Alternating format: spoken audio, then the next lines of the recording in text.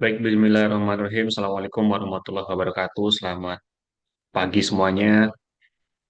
Alhamdulillah senang sekali mendengar kabar teman-teman semuanya dalam kondisi baik. Dan semoga dengan kabar baik itu bisa menambah semangat dan juga antusias adik-adik semuanya mengikuti sesi hari ini ya, sesi terakhir. Biasanya kita memang 3 hari itu. 3 hari itu masing-masing sekitar 2 sampai 3 jam ya. Dan ternyata dari pihak penyelenggara menghendaki 2 hari, sehingga hari Senin kemarin kita ada adjustment selesainya sore gitu ya, sebelum asar. Baik, di sesi kita pagi ini, yang pasti concern kita adalah melanjutkan menyusun dashboard, ya. Nanti ada halaman kedua. Terus kemudian kita juga akan mendalami namanya DAX ya, topik baru. DAX itu singkatan dari Data Analysis Expression. Nah, tentu sebelum kita hands on akan saya kasih basic knowledge-nya terlebih dahulu terkait dengan DAX. Dan karena DAX ini dia bersifat formula ya, seperti halnya formula yang kita temui di Excel, sehingga tentu kombinasinya sangat banyak, sangat variatif. Meskipun sampai saat ini saya sendiri belum menemui praktik DAX yang sangat mendetail dalam sebuah kasus ya. Oke, baik. Jadi apa itu DAX ya? Sekali lagi DAX ini singkatan dari Data Analysis Expression. Sambil teman-teman mendengarkan, teman-teman juga boleh menyiapkan project Power BI-nya. Project yang kita kerjakan dari pagi ya sampai siang kemarin gitu. Dan tentunya sambil mendengarkan penjelasannya. Nah, DAX ini teman-teman dia dibagi menjadi dua ya, dibagi menjadi dua. Jadi akan saya jelaskan dengan pelan-pelan, yaitu ada calculated column sama measures. Ya. Tentunya selama 2 sesi kemarin kita sudah bisa mereview ya bahwa di dalam Power BI maupun Power Query kita bisa menambah kolom baru kan begitu. Nah, kolom baru yang kita tambahkan kalau kemarin di Power Query itu kan berbasis interface ya, berbasis tools atau fitur. Nah, kalau menggunakan DAX nanti untuk menambah kolom baru itu kita menggunakan rumus. Kenapa harus menggunakan rumus? Ya, karena ada beberapa aktivitas atau pekerjaan membuat kolom baru yang tidak bisa dikerjakan oleh fitur. Jadi harus menggunakan rumus gitu. Jadi DAX tipe yang pertama yaitu calculated columns itu nanti kecenderungannya adalah aktivitas membuat kolom baru. Membuat kolom baru melalui formula. Nah, ada juga tipe kedua namanya measures. Measures ini tidak menghasilkan kolom baru. Jadi nanti akan menghasilkan nilai, ya, hanya menghasilkan sebuah nilai. Bagaimana implementasinya dan kenapa harus ada itu, dan nanti akan kita praktekkan bersama. Sebelumnya kita akan melakukan, sebelumnya saya akan jelasin dulu ya. Jadi kalau teman-teman saya yakin di sini sudah pernah menggunakan Excel, at least sudah pernah melihat orang pakai Excel gitu ya. Oke, ada yang tahu nggak rumus SUM ini cara makainya gimana dan fungsinya apa?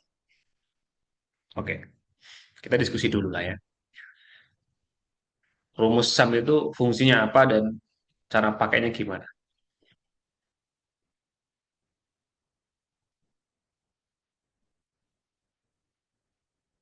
Boleh ditebak aja bagi yang ragu-ragu. Fungsinya SUM sebagai Boleh pakai kolom chat ya.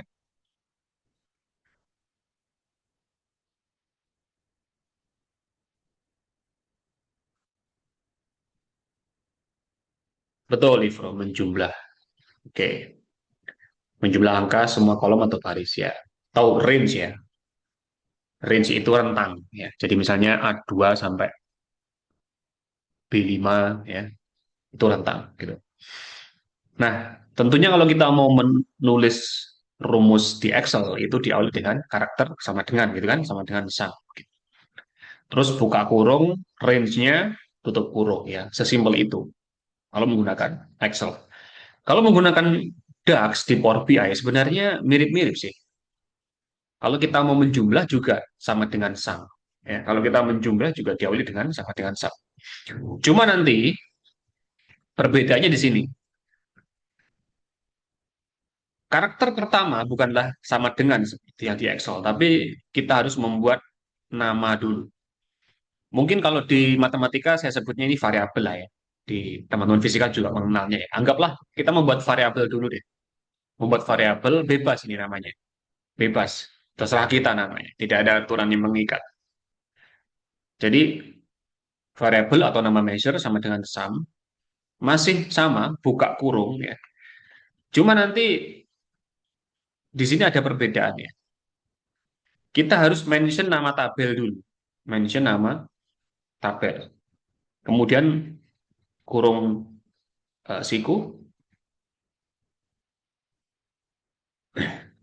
nama kolomnya. Baru tutup kurung.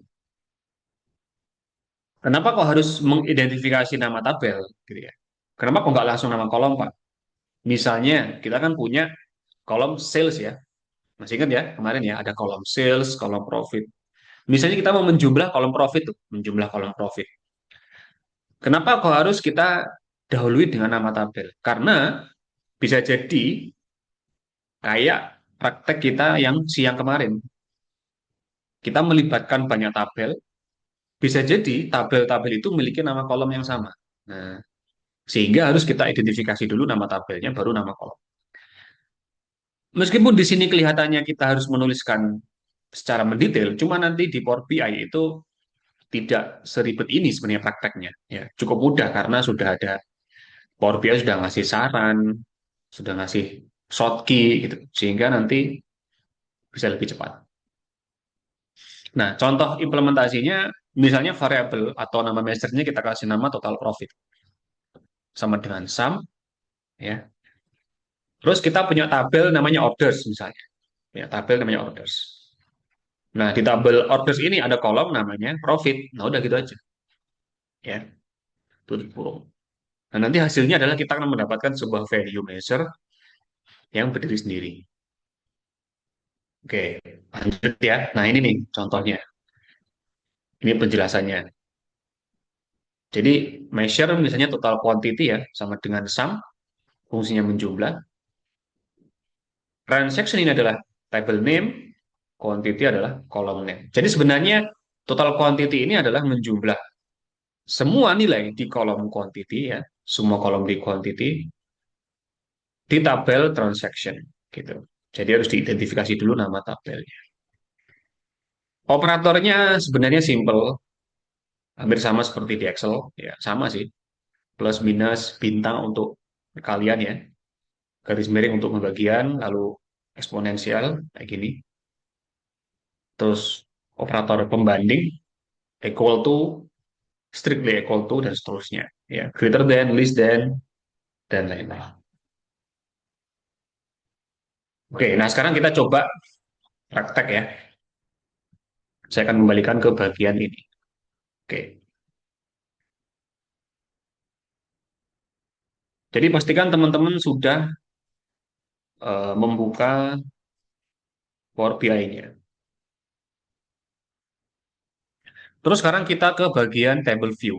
Ya, kita ke bagian table view dan kita ke tabel pesanan. Oke. Kita ke tabel pesanan. Kita belajar bikin measure dulu ya, baru nanti kita belajar bikin calculated column. Ya. Coba pesanan ini ya di sebelah kanan, tabel pesanan ini kita klik biar muncul drop down kolom-kolomnya.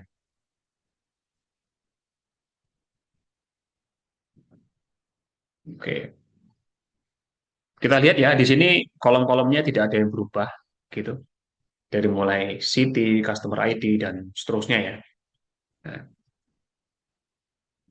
sekarang kita coba praktekin yang tadi, yang barusan kita lihat contohnya, membuat total profit ya, membuat total profit. Jadi yang pertama teman-teman lakukan adalah teman-teman di sini ada namanya new measure ya, ada namanya new measure. Coba diklik new measure. Kalau kita klik new measure, nanti kita akan mendapati formula bar yang aktif seperti ini. Ya, terus ada tulisannya measure. Measure spasi sama dengan spasi.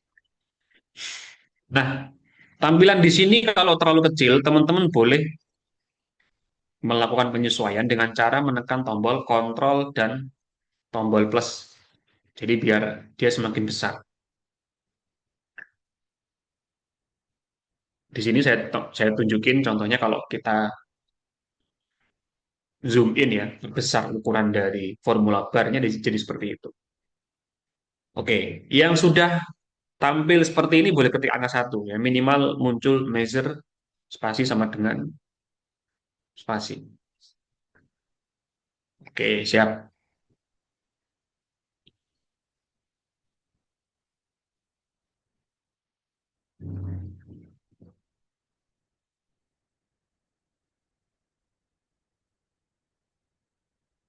Oke, itu sudah ya. Nah, sekarang begini. Ini kita ganti nama measure-nya menjadi kita praktekin sama seperti tadi ya di PPT ya. Total profit. Tulis aja total profit sama dengan ya. Kita tulis sum. Jadi kita mau menjumlah. Nah, ketika teman-teman memasukkan karakter buka kurung ya, di sini muncul saran dan dia menyarankan bukan hampir sih, dia menyarankan semua kolom yang terlibat di dalam proyek kita. Tadi kan teorinya kita harus masukin nama tabel dulu ya, terus buka kurung nama kolom. Pada prakteknya ini sebenarnya kita bisa langsung menuliskan nama kolomnya. Kalau kita mencari total profit, kolom apa yang terlibat, teman-teman? Kolom apa yang terlibat?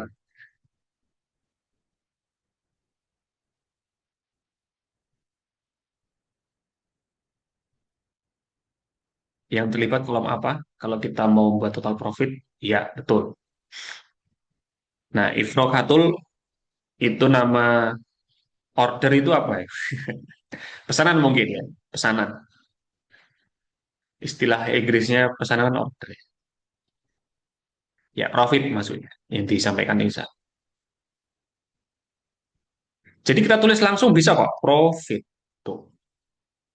Tapi hati-hati, ketika Anda menulis pro, nanti yang akan disarankan banyak. Tidak hanya profit, ada nama produk, ya, produk, tipe produk. Nah, kita pilih yang ini kan, pesanan, tabel pesanan, kurung siku, profit. Nah, jadi kita nggak harus menulis dari awal sebenarnya. Kita tulis pro saja, nanti akan diarahkan ke kolom yang mengandung karakter PRO. Gitu. Dan di sini kita langsung pilih. Nah, dengan begini, ini sudah lengkap. Rumus kita tinggal tutup kurung. Kalau sudah, ditekan enter. Nah, coba teman-teman tekan enter. Ada perubahan nggak? Kalau ada perubahan, perubahannya di mana?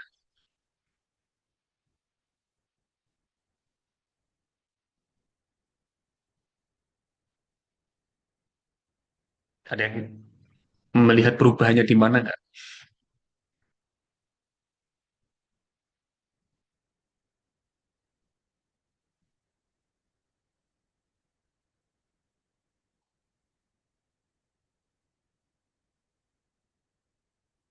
Nah, Kita amati, memang tidak ada kolom baru, tapi muncul di sini nih, kayak icon kalkulator namanya total profit. Oke, yang berhasil boleh ketik angka 2, yang berhasil, oke. Salis sudah, Amar sudah, Nisa sudah, Ibu Khatib sudah. Nah, terus fungsinya apa, Pak? Gitu, oke. Saya akan kasih contoh penggunaannya ya. Misalnya saya membuat card baru. Ya, ini contoh saya kasih card, Pak. Ini contoh card baru. Terus saya masukin ini total profit ke cardnya. Yang tadi ya, measure yang kita bikin, saya taruh di value. Tuh, menghitung total profit. Berarti sama dong kayak ini, sum of profit, iya sama. Terus kenapa harus ada total profit kalau sudah bisa sum of profit gitu kan? Nah, tadi itu contoh yang paling gampang. Saya nyontohin praktek yang paling gampang caranya seperti itu. Membuat measure. Cuman ada beberapa kasus yang kita tidak bisa menggunakan cara yang sudah kita pelajari kemarin-kemarin gitu. Sebagai contoh ya, sebagai contoh. Di card ini, teman-teman, ya, di KPI atau Key Performance Indicator ini kita sudah punya total sales, sum of profit ya, total profit lah ya, atau ya total profit, jumlah pesanan sama jumlah customer. Nah, biasanya ada satu KPI lagi atau satu card lagi yang urgent itu adalah persentase profit. Jadi persentase profit dibanding dengan sales itu berapa sih? Nah kan kita nggak punya tuh, kita nggak punya kolom itu, persen profit kita nggak punya kolomnya. Nah daripada kita bikin kolom baru, mending kita bikin perhitungan saja. Kita bikin perhitungan saja. Jadi kita pilih lagi new measure ya. Kita pilih new measure.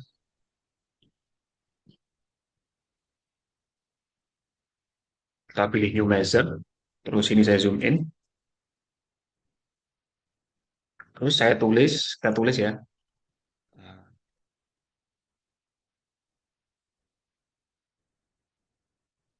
Percent profit.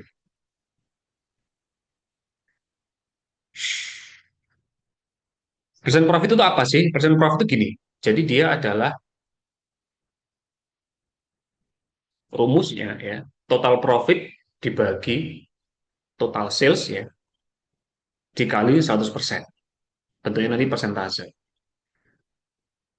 Dikali 100 ini opsional. Bisa jadi nanti cukup kita ganti kategori datanya menjadi persen. Bisa ditangkap maksudnya ya.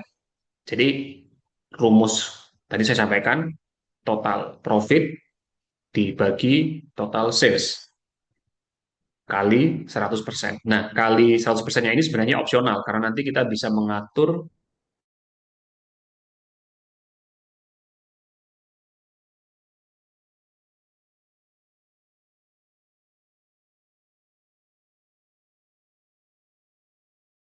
sum, kita mentotal uh, profitnya ya, kita mentotal profitnya tutup kurung terus dibagi kan begitu. Dibagi sum. Terus kita tulis saja sales SAL. Nah, ini langsung disarankan tabel pesanan sales tutup kurung. Oke, silakan disamakan ya rumusnya. Saya juga akan bantu kopikan di kolom chat.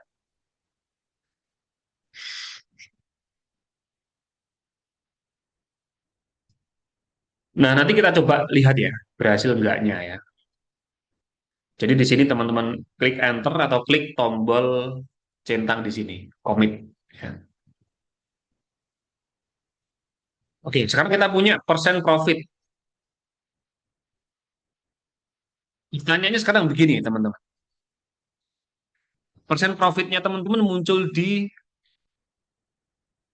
tabel manajer atau tabel pesanan. Saya muncul di tabel manajer. Harusnya tabel pesanan. Tapi nanti kita lihat dia berfungsi enggak gitu. Punya teman-teman muncul di mana? Manager, oke.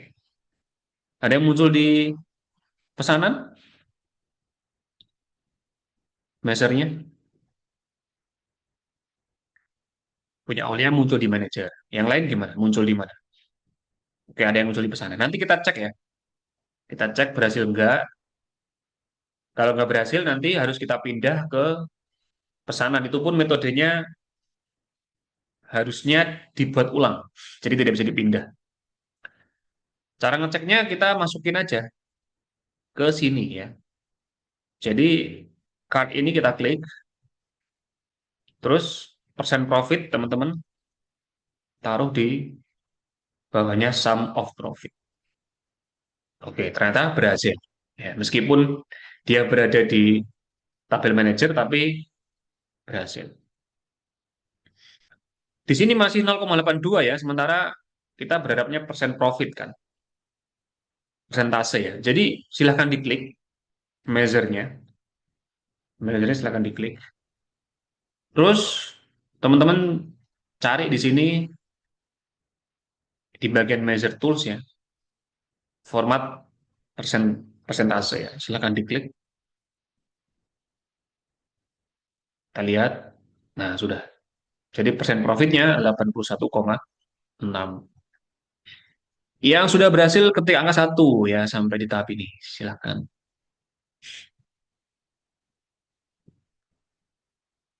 Oke. Persennya Aulia klik dulu, measure-nya ya, measure di kanan ini diklik dulu. Measure di kanan diklik dulu, terus ketika diklik nanti pasti muncul formatting kayak gini Aulia.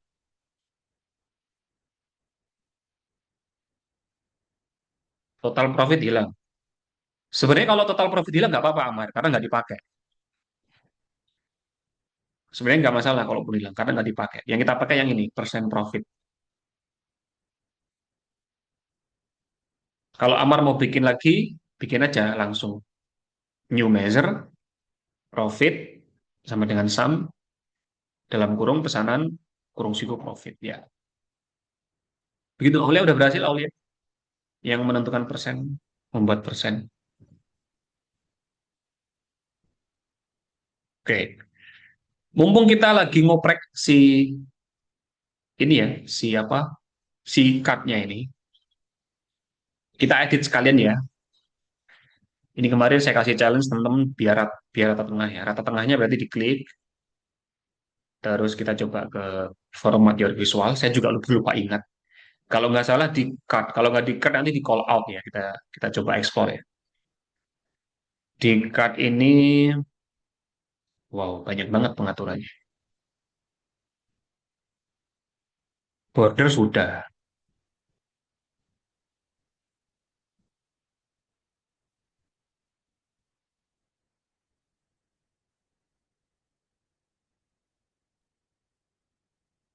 mana nggak berubah. Format your visuals, card, border. Oh, oh ya. Jadi teman-teman silahkan ke card, lalu border ya. Border ini ganti warnanya menjadi bebas. Transparansinya pastikan nol. Ya. Terus coba kita ke layout. Arrangement vertikal. Horizontal. Bukan. Kita cari ya. Kayaknya di call out sih. Call out, layout. Oh ya, ini sudah.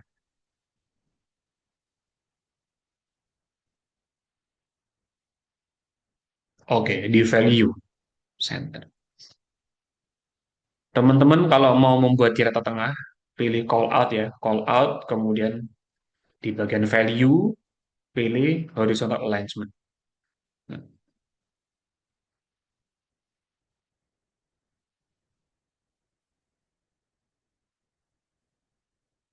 oke. Saya coba ekspor ke sini, reference label layout. Apakah kita bisa mengganti masing-masing labelnya? Oh, tidak bisa ya. Reference label.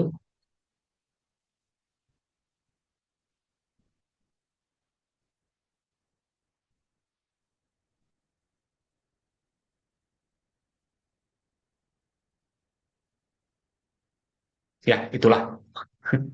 Karena ini fitur baru. Teman-teman nanti coba bisa diekspor untuk mengganti ini ya.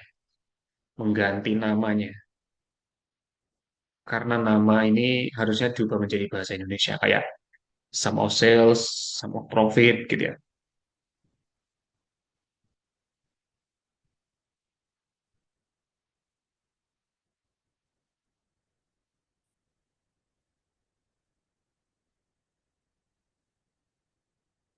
Oh, di sini. Di call out, terus kita pilih card-nya sum of sales ya misalnya. Jadi diganti total sales. Ya, begitu. Jadi satu-satu. Sum of profit. Sekali lagi ini bagian call out ya. Terus kita ke value. Sorry, label ya. Label diganti total value. Dan seterusnya. Kalau ada 6 ya nanti ke 6-6-nya kita edit. Oke, silakan dilanjutkan nanti ya.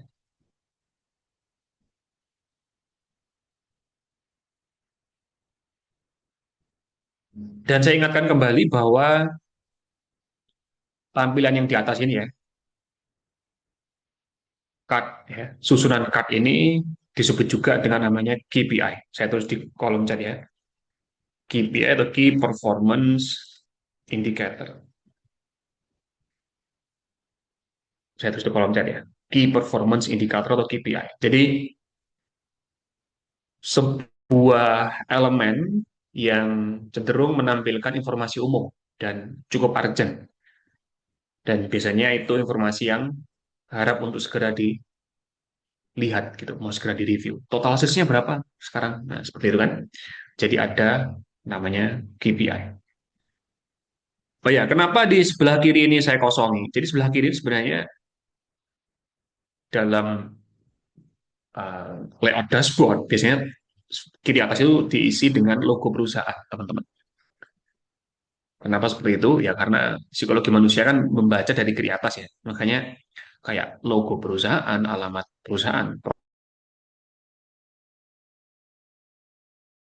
Terus ini dashboard tentang apa? Gitu. Nanti teman-teman boleh custom sendiri ya.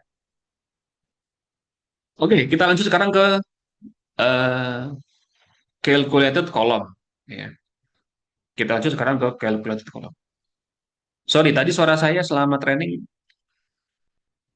sempat putus-putus nggak? Tadi barusan ada notifikasi koneksinya lemah. Aman ya, teman-teman ya, tadi suara saya selama cak pagi ya. Oh, sempat hilang. Oke.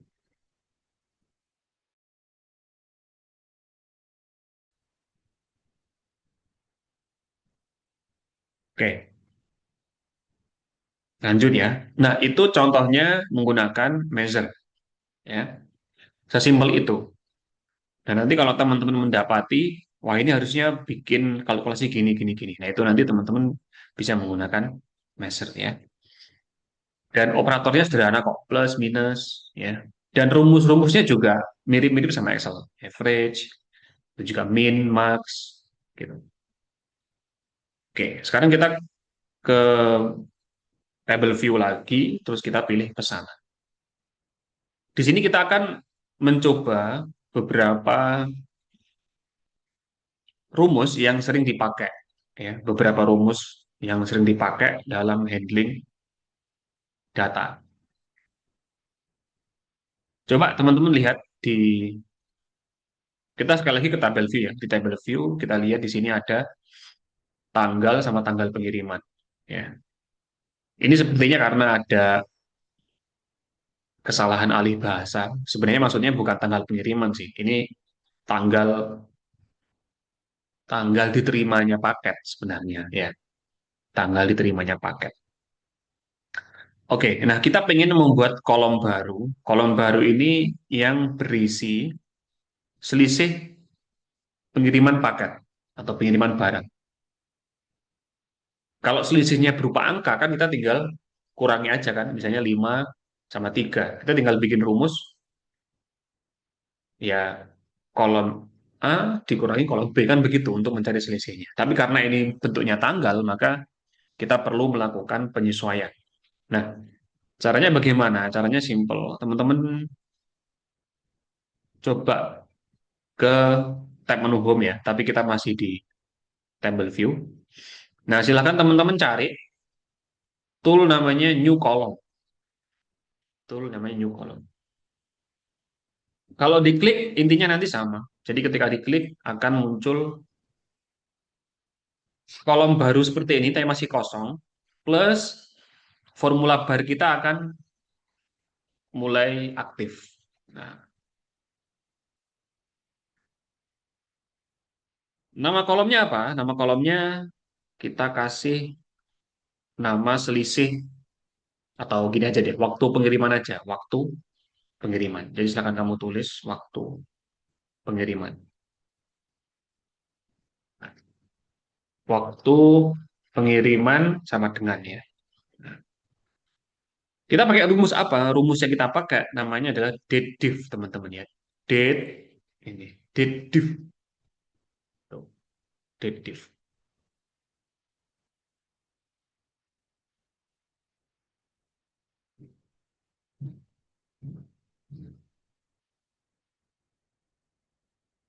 Nah, di date diff ini gimana cara makainya?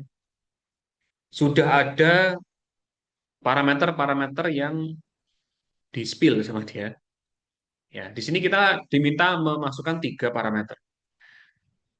Ada date 1 ya, koma, date 2 koma, interval. Nah, enaknya di Power BI, ini interval nanti juga kita akan dikasih petunjuk. Date 1 diisi apa? Date 1 tentu diisi tanggal ya. Jadi tulis aja TAN. Nah, di sini nih, kita pilih yang tanggal, sorry, kita pilih kolom tanggal. Nah, date 1 sudah keisi, kita tambah karakter koma. Kemudian kita tambahkan D2 ya, kolom yang ada D2-nya yaitu tanggal pengiriman. Jadi langsung aja kita tulis TAN, terus koma. Nah, date 1 sudah terisi, date 2 terisi, sekarang ada format bold di interval ya. Sekarang kita mau masukkan interval. Nah, ini enaknya. Kita ada pilihan sudah. Intervalnya mau diisi apa? Jadi selisihnya itu mau dihitung berdasarkan apa? Kita bisa menghitungnya berdasarkan hari. Jadi berapa hari? Ada juga jam. Nah, ada juga menit ya, bahkan ada menit gitu. Kalau teman-teman di sini memasukkan tanggal dengan rentang yang sangat jauh ya, bahkan kita bisa menghitung tahun, minggu ya, detik juga bisa ya, luar biasa. Nah, tentu kita pilih D ya, kita pilih D. Jadi langsung diklik aja D-nya. Tuh. Terus jangan lupa tutup kurung. Oke. Saya bantu kopikan juga di kolom chat. Terus kita tekan tombol centang, oh, enter aja. Nah, kita sudah punya kolom baru namanya waktu pengiriman. Yang sudah berhasil tekan angka 1.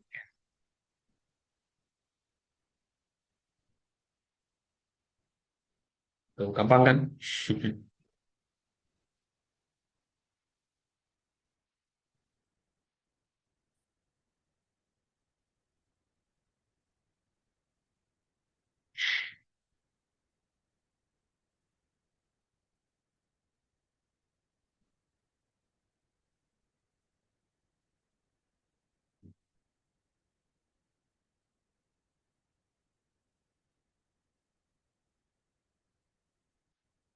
Baik. Lanjut ya. Nah, jadi itu formula yang paling sering. Ya, nggak paling sering sih. Yang cenderung dipakai dative. Kita lanjut ke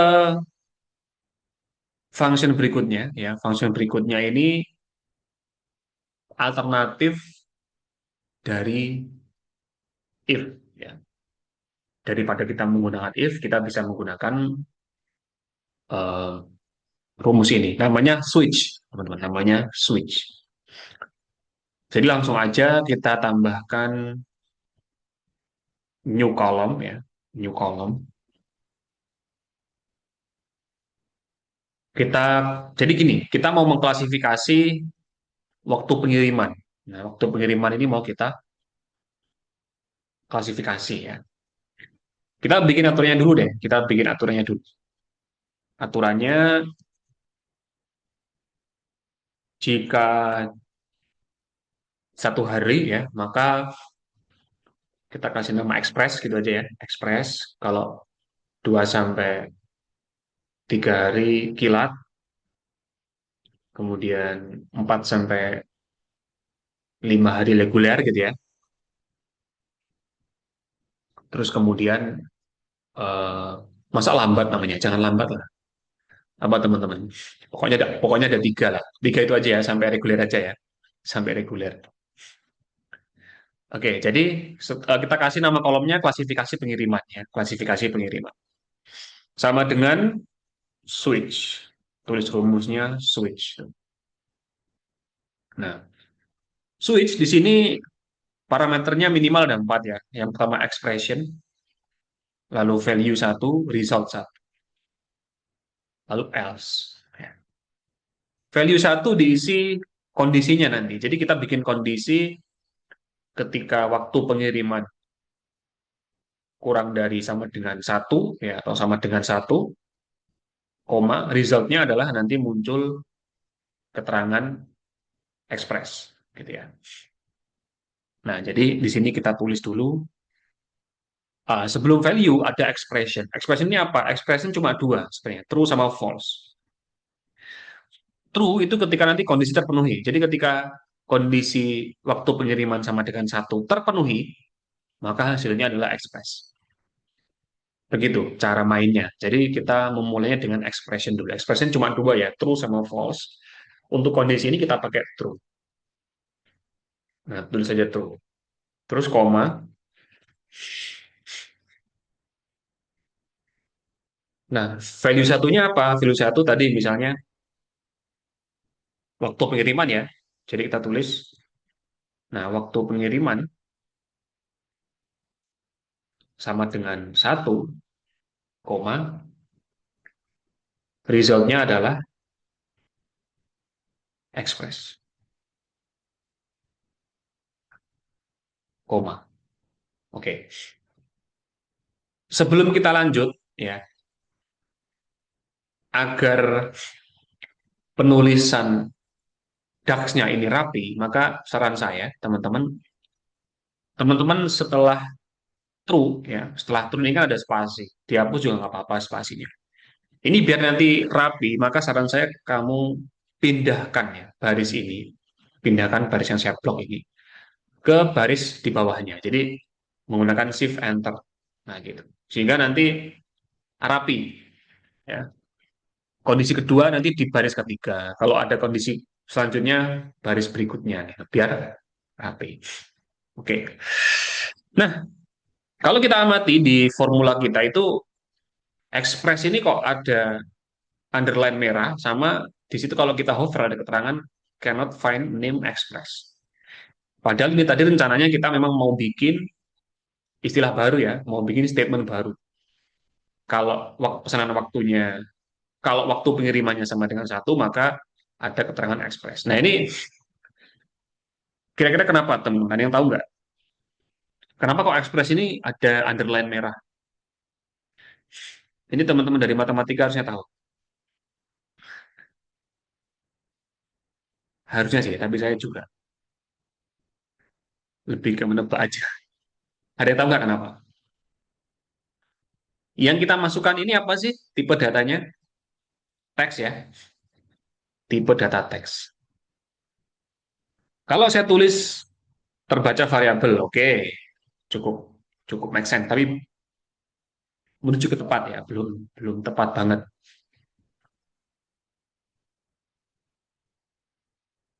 Kalau kita menulis rumus ya di Excel maupun di DAX, oh ya terima kasih Salis sudah berstatement ya. Ketika kita masukkan sebuah teks, teks ini harus ada karakter karakter pendukung lah ya istilahnya, sehingga dia nanti bisa masuk ke dalam rumus. Kalau angka mah nggak perlu karakter pendukung, misalnya saya ganti ini jadi 10, tuh aman-aman aja, aman-aman aja. Tapi ketika saya tambahkan express, jadi problem lagi. Nah, ini karena begini teman-teman. Yang kita masukkan ini kan bentuknya teks ya. Ya jangan di enter, memang belum jadi ini. Oh, hilang. Tadi mungkin keblok mungkin, Ivro. Tadi mungkin keblok, terus kamu enter, makanya hilang. Jadi, eh, saran saya begini, kamu cari, sudah ada belum di sini namanya klasifikasi pengiriman. Nanti kamu klik. Jadi kamu cari di sini ada nggak klasifikasi pengiriman. Kalau ada kamu klik, nanti hidup lagi dia. Tapi kalau nggak ada, kamu bikin dari awal saja. Saya ulangi ya. Jadi ekspres ini karena dia bentuknya teks, teks itu harus ditambahkan kata pendukung. Kata pendukungnya adalah tanda petik. Nah, baru nih mau dia. Oke, clear ya. Jadi harus diapit oleh tanda petik karena yang kita masukkan adalah teks. Aturannya begitu. Simpelnya aturannya begitu. Oke, kita sekarang tambahkan kondisi baru. Waktu pengiriman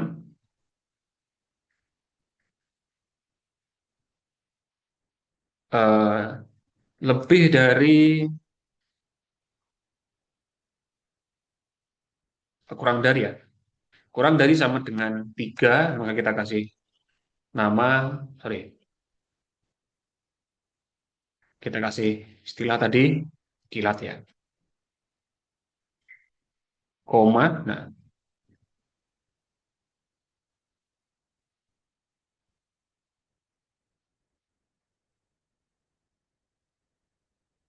oh, iya tadi mungkin waktu itu kamu nggak sengaja kamu blok, sehingga ketika di enter hilang. Jadi sekarang ditulis lagi aja, nggak apa-apa, ditulis lagi aja. Berarti kan sekarang kondisinya kamu ada di baris kedua, tapi masih kosong kan baris keduanya. Nah, tulis ulang kayak gini aja. Kalau kalau kendala boleh difoto, eh Ifro ya.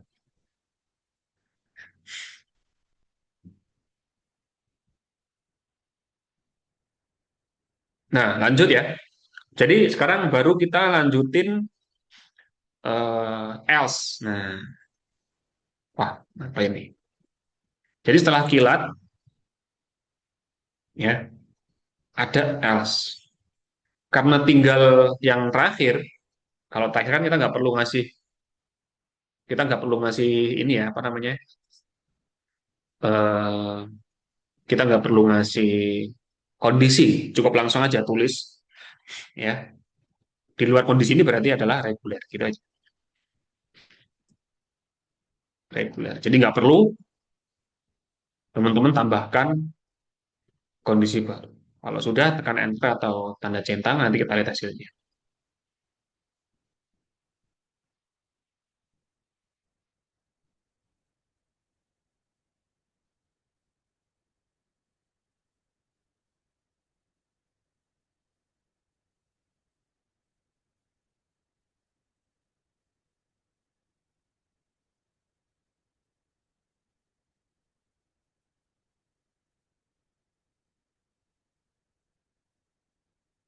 Sudah pakai shift enter belum, Ifro?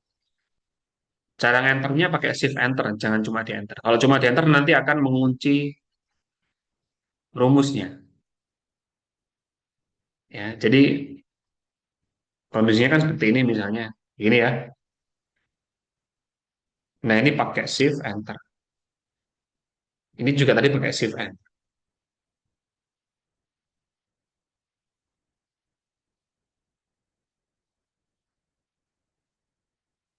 Dan jangan lupa di situ Ivro ekspresnya pakai tanda petik ya. Tanda petik, kata ekspres diapit tanda petik, koma, lain. Kita lihat sekarang di sebelah kanan ya, ada klasifikasi pengiriman ya. Tuh, kilat reguler ekspres ya. Sudah benar ya? Oke. Nah, ini coba lihat teman-teman.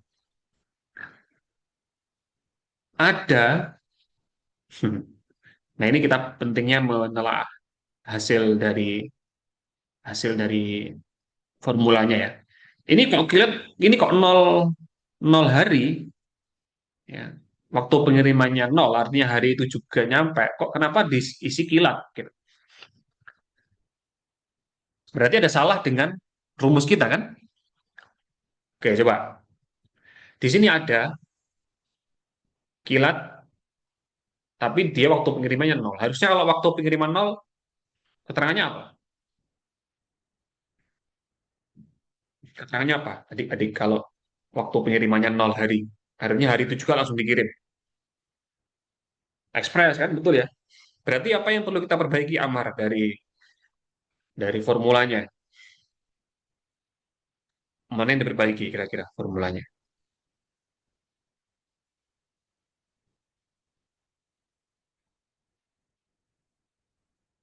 Biar nol itu masuk di ekspres.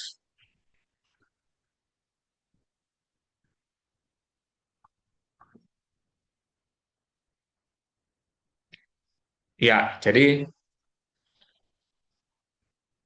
oke.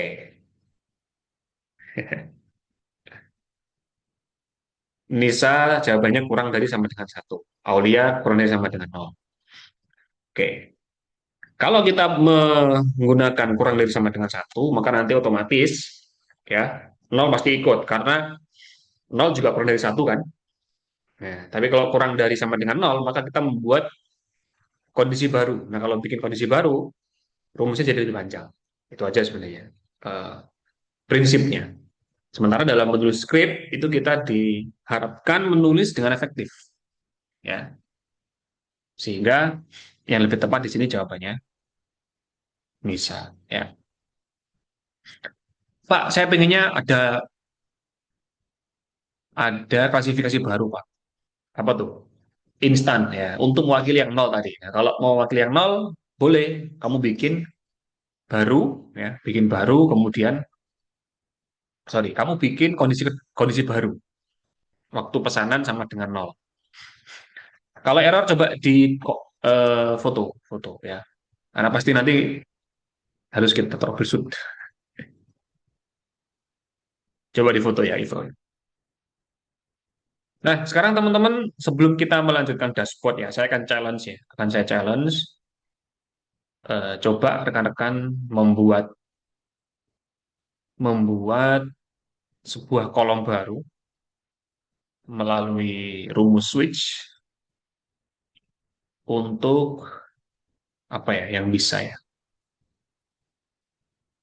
Jumlah pesanan deh. Jumlah pesanan sudah ya kemarin ya.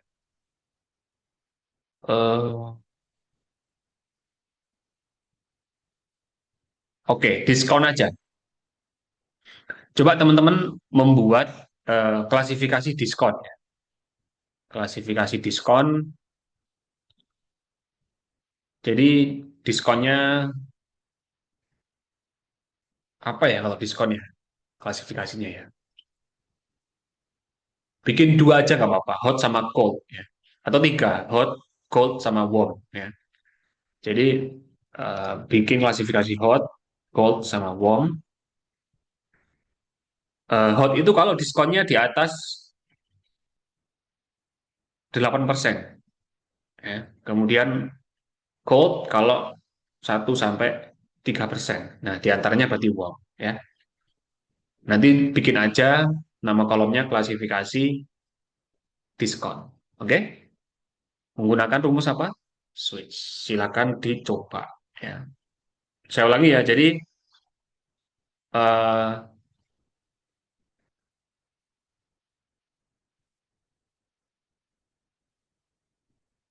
jadi kamu bikin Klasifikasi hot, cold, dan warm untuk kolom diskon. Oke, di sini Ivro kesalahannya adalah, oh ya kesalahannya apa ya? Saya cek dulu. Switch the syntax regular is correct, is incorrect.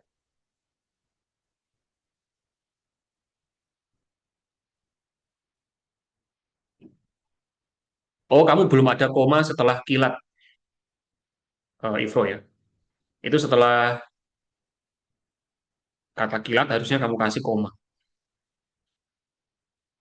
Terus setelah itu nanti di enter lagi.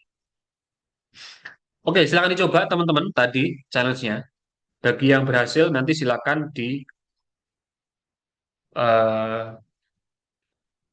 ditulis rumusnya di kolom chat. Silakan.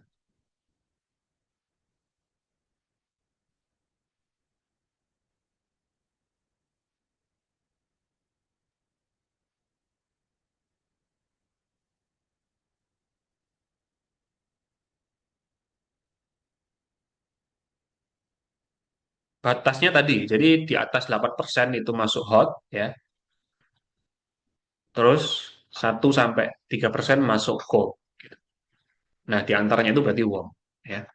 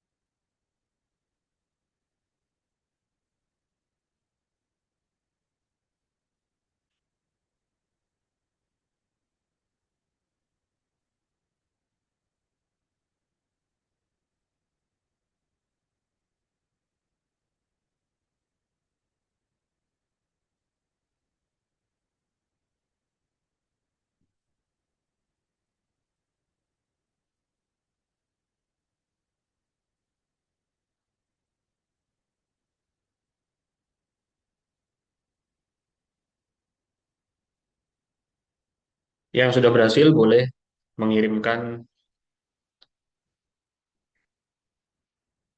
skrip formulanya di kolom chat.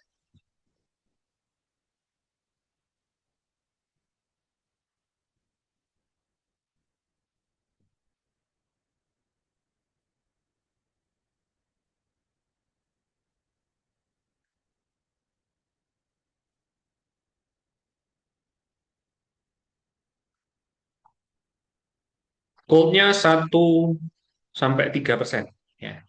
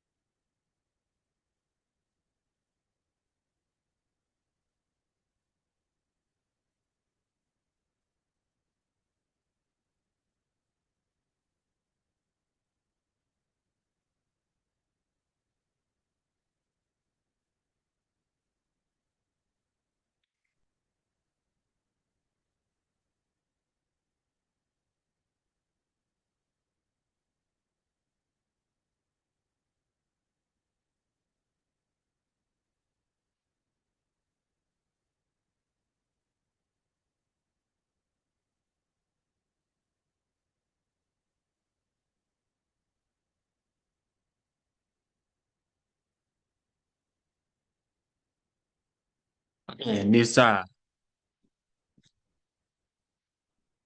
Berhasil nggak ini, Nisa? Sudah ini ya? Sudah di run ya? Oke, langsung copy paste nih punyanya Nisa nih. Kita cek new column ya, klasifikasi diskon. Oke.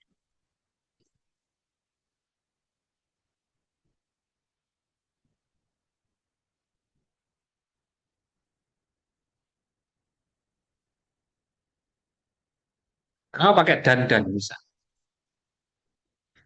Kenapa pakai ini? Apa namanya? Operator dan dua kali. Kayak di antara tadi ya kamu ya.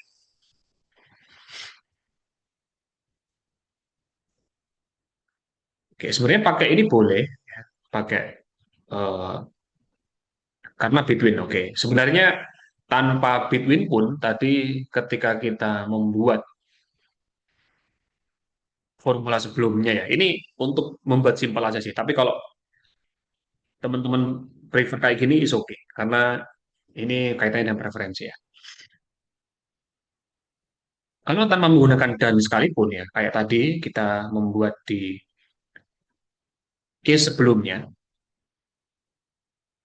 di case sebelumnya meskipun waktu pengirimannya kurang dari 3, ya, kita menulis begitu, tapi pada faktanya itu sebenarnya mengcover waktu pengiriman 2 hari sampai 3 hari. Nah, jadi tanpa ada between pun sebenarnya sudah bisa. Tapi sekali lagi ini preferensi ya. Kalau teman-teman mau menggunakan cara seperti ini juga boleh. Tanpa menggunakan seperti ini juga boleh. Ya, kita coba kan. Ya.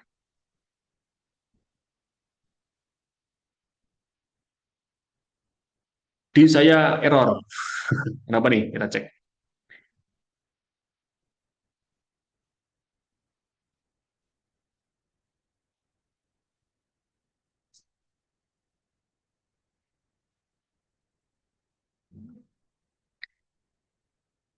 Klasifikasi. Klasifikasi. Apa tuh? Oh ini ya.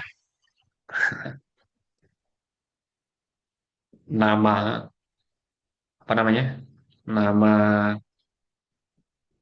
kolomnya 2. Oke, terima kasih Salis. Ya, pakai ini juga bisa, teman-teman. Oke. Semua sudah berhasil ya. Ya. Itu dua rumus yang boleh dibilang cukup urgent kalau kita mau membuat klasifikasi atau mau mencari selisih antar tanggal gitu ya. Nah, sementara untuk rumus yang lain lebih banyak ke operator. Ya. Baik, dari sini topik DAX kita sudah cukupkan. Ya. Kita kembali ke report view, melanjutkan dashboard kita. Oke.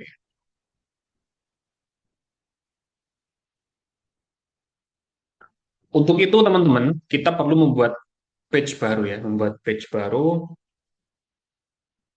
tekan new page, kita kasih nama produk produk analysis. Meskipun nanti isinya nggak cuma produk analysis ya, tapi kita kasih produk analysis, nggak apa-apa. Jangan lupa setelah kita membuat halaman baru atau kanvas baru, kemarin saya kasih tips sebaiknya resolusi dari kanvas ini kita sesuaikan ya. Jadi teman-teman silakan pilih format your report page, terus kita ke kanvas setting, tipenya pilih custom, width-nya 1920, height-nya 1080.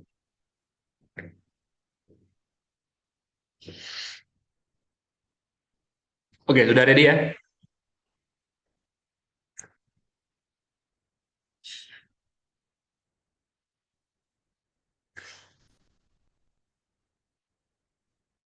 Kalau sudah ready, kita tambahkan satu elemen chart ya. Nah, yang kita mau explore sekarang itu teman-teman silakan pilih namanya scatter chart ya, teman-teman ya. Namanya scatter chart.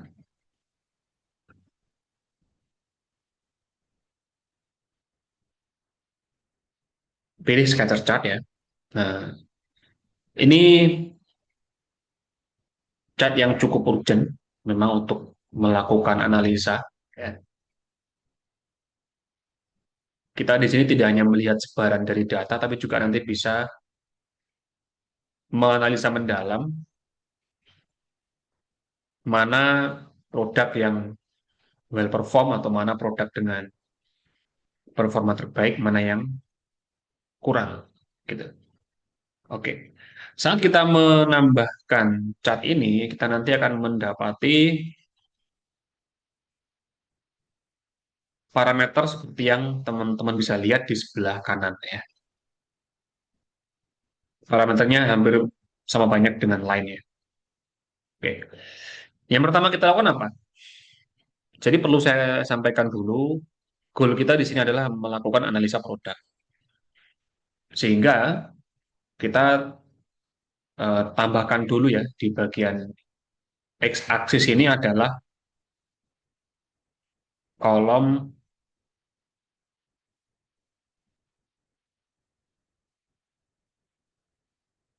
mana nih?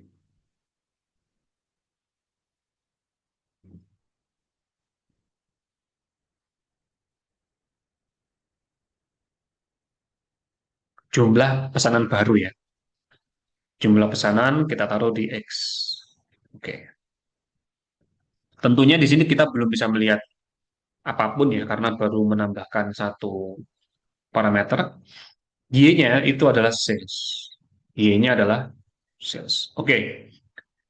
Di sini kita sudah punya sumbu X-nya jumlah pesanan, sumbu Y-nya sales ya. Dan kita juga bisa melihat teman-teman di sini sudah ada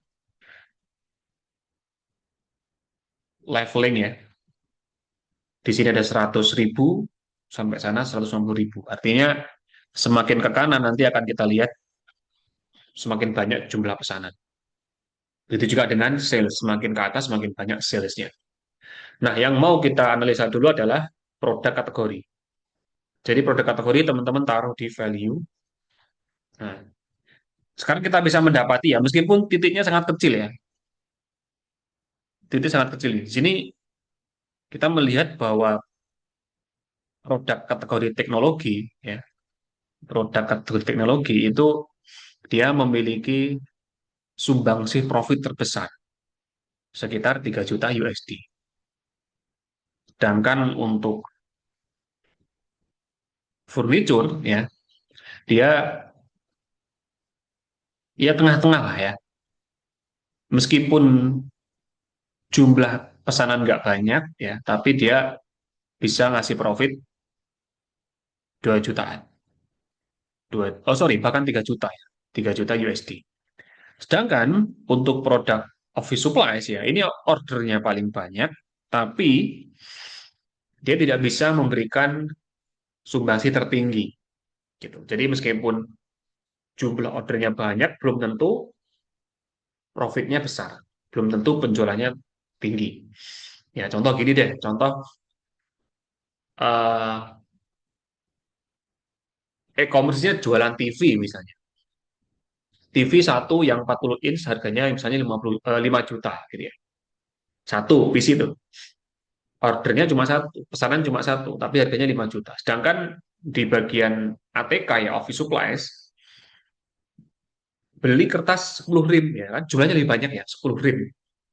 Tapi mungkin harganya nggak nyampe 1 juta gitu. Nah itu maksudnya. Nah, tapi anggaplah saya sebagai seorang direktur ini masih belum belum puas dengan data ini. Saya ingin tahu lebih mendalam gitu kan. Kalau begitu, produk kategori ini kita ganti menjadi produk subkategori. Jadi kita close, kita ganti produk subkategori, taruh di value. Nah, sekarang semakin menyebar datanya dan ternyata Yang paling tinggi itu adalah setelah kita ganti value-nya menjadi produk subkategori, itu adalah telepon dan communication. Jadi subkategori produk telepon dan komunikasi ini dia menyumbang paling tinggi 1 juta USD lebih dikit. Hmm. Tapi kita kalau kayak gini bingung nih. Ini kan warna biru semua, ya kan? Kita pengen tahu kategori office supplies yang mana, kategori teknologi yang mana gitu kan. Maka teman-teman produk kategori ini ya kita taruh di legend. Nah, sehingga sekarang ada warnanya. Berarti memang kategori teknologi itu kecenderungannya dia banyak yang order. Sedangkan office supplies ya ordernya cenderung sedikit. Bahkan ini ada subkategori yang paling jelek performanya. Ini di bidang gunting ya, terus kemudian penggaris, trimmers dan sejenisnya ini paling jelek performanya. Dia hanya ngasih 36.000 saja USD. Kalau ini dia ngasih 8.000 saja, bahkan 8.000 USD saja. Oke. Nah, itu analisanya. Nah, teman-teman, saya akan ajari teman-teman bagaimana kita bisa analyze ini dengan lebih lengkap insight-nya menggunakan AI. Jadi, sebelum itu, ya, kita perlu menampilkan label dari tiap titik-titiknya ini. Karena kalau kita hanya melampirkan ini ke generatif AI, nanti dia tidak bisa mendeteksi ini lingkaran yang warna kuning ini apa aja gitu. Ya, jadi biar lebih mendetail, sekarang kita coba ke bagian format your visual. Ya. Terus kita coba switch on pada kategori label. Nah, seperti ini. Oke ya. Ini saya kecilkan dikit, terus saya zoom in. Oke. Sekarang ini saya akan screenshot ya, teman-teman. Kita screenshot. Oke, terus saya siapkan dulu generatif AI yang mau dipakai.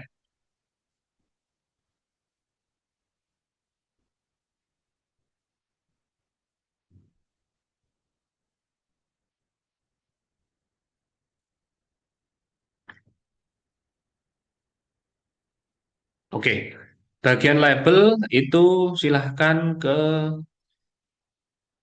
format your visual ya.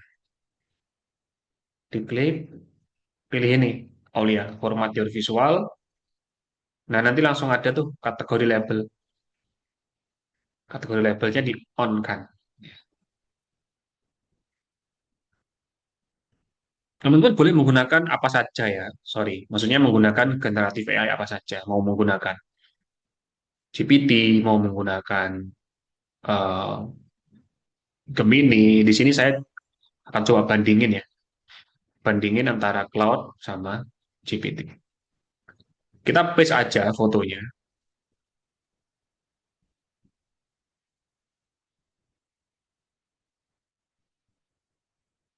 Kita paste fotonya. Terus teman-teman langsung tulis aja. Bantu saya melakukan interpretasi pada ilustrasi di atas.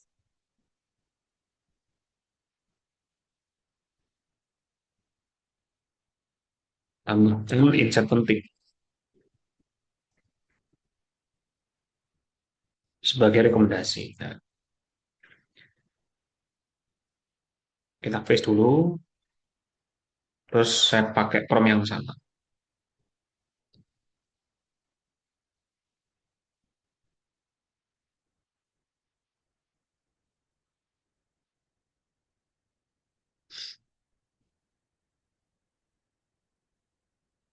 Kalau kecepatan biasanya sih GPT ya. Tuh, dia lebih.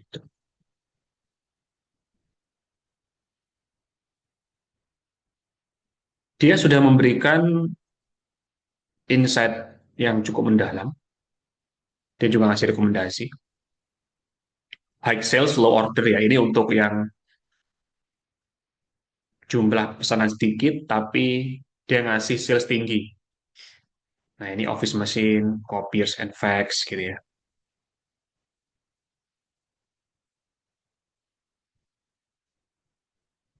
Dia ngasih saran produk menengah perlu dioptimasi.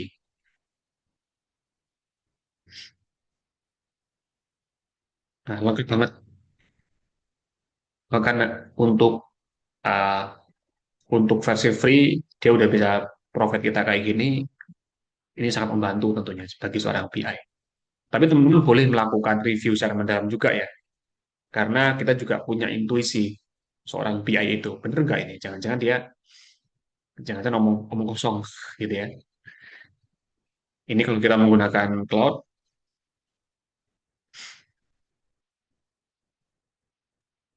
oke dia lebih kuat ya, tapi informasinya lebih sedikit.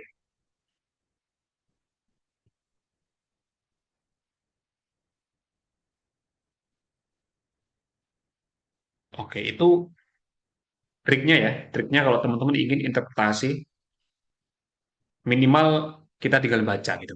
Ya. Kemudian kita coba review kira-kira bener nggak apa yang dia sampaikan. Make sense nggak untuk perusahaan ini. Jadi kalian tinggal tempel lalu tambahkan prompt. Yang mau nyoba silahkan ya, pakai GPT free pun bisa. Nah, saya lanjut ya. Saya lanjut nih. Jadi saya hilangkan dulu eh, labelnya biar enggak biar biar clean lah ya tampilannya. Nah, kalau ternyata manajer kita masih belum puas ya, maka kita bisa menggali lagi lebih mendalam. Kita masukkan nama produk sehingga nanti akan muncul banyak sekali titik di sini. Ya, value di sini kita hapus, ya, value-nya kita hapus. Terus kita tambahkan nama produk. Jadi identifikasi lebih mendalam. Nah, dengan begini kita bisa tahu sekarang bahwa ternyata produk yang paling laku ya dan ngasih sales tinggi itu adalah ini. Global Troy Executive Leader Low Tech. Ya, pokoknya inilah ya. Ternyata ternyata furniture, bukan teknologi gitu. Jadi kalau deep dive lagi ternyata bukan teknologi ya. Nah, memang teknologi cenderungannya berada di atas ya, yang warna biru ya. Sorry, yang warna kuning. Ya, bahkan teknologi ada juga yang parah sih. Ya, ada yang juga yang parah. Tapi tetap saja di sini ternyata kalau kita deep dive yang paling tinggi adalah furniture gitu. Nah, nanti ini akan menjadi insight khusus bagi tim marketing atau tim R&D ya. Apa yang perlu mereka tidak lanjuti gitu. Apakah produk-produk yang berada di sisi kiri pojok ini harus kita hilangkan atau ada strategi marketing untuk meningkatkan pemasarannya. Nah, itu tugasnya tim yang lain yang berkaitan.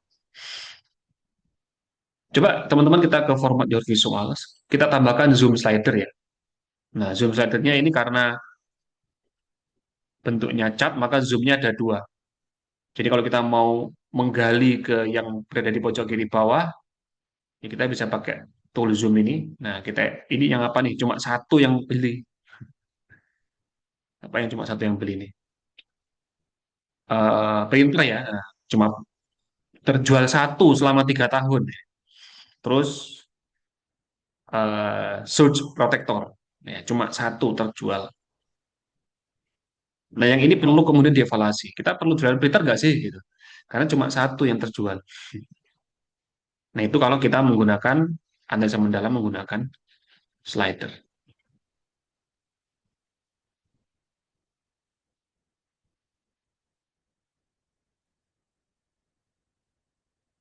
Oke, berhasil ya, teman-teman ya.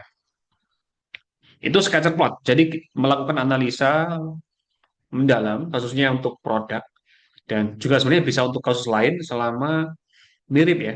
Jadi dia melibatkan dua parameter, kayak sales sama jumlah pesanan. Oke, kita atur ya, kita tata. Ini kita taruh di sebelah kiri sini. Mungkin dia agak besar aja tampilannya. Oh iya, untuk legend saya sebenarnya kurang kurang pas kalau taruh di atas ya. Jadi untuk legend ini kita coba taruh di bottom center aja, bawah. Nah, kayak gini.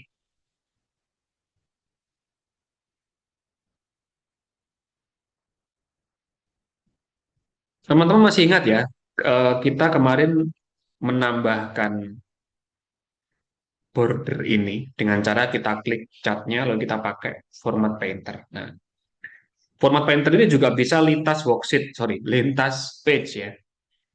Jadi saya pindah ke sini, saya klik, jadi bisa lintas page. Silakan dicoba.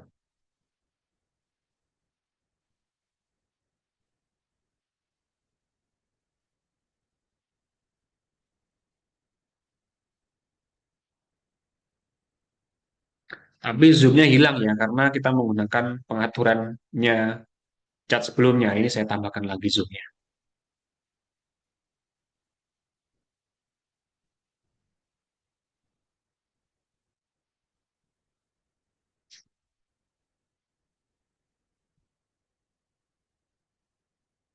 Oke, kita lanjut ke cat berikutnya ya. Cat berikutnya kita eksplorasi di donat ya. Donat sama pie ini sama ya.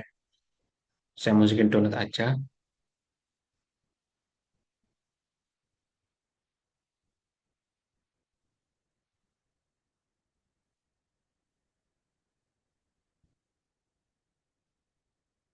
Terus kita tambahkan di sini. Oke, kita tadi kan sudah bikin klasifikasi pengiriman ya. Nah, kita masukin aja klasifikasi pengiriman yang tadi udah kita bikin. Ada ekspres, kilat, ya, reguler gitu kan. Ini klasifikasi pengiriman kita taruh di legend. Nah, seperti ini. Saya zoom dulu. Terus karena kita hanya ingin menghitung klasifikasinya saja, ya, mana yang paling banyak gitu kan. Maka kolom ini kita akan tarik lagi ke values. Nah, jadinya begini. Ya, kolomnya kita tarik lagi ke values.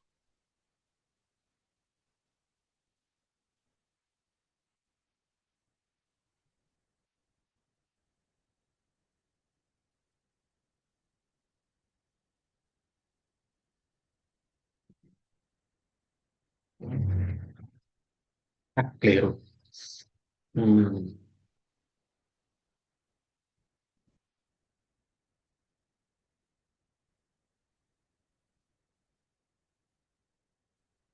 oke.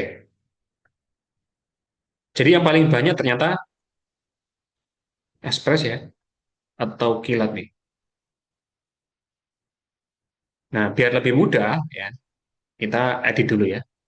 Jadi teman-teman ke format your visuals. Oke, legend ini kita off-kan aja dulu ya.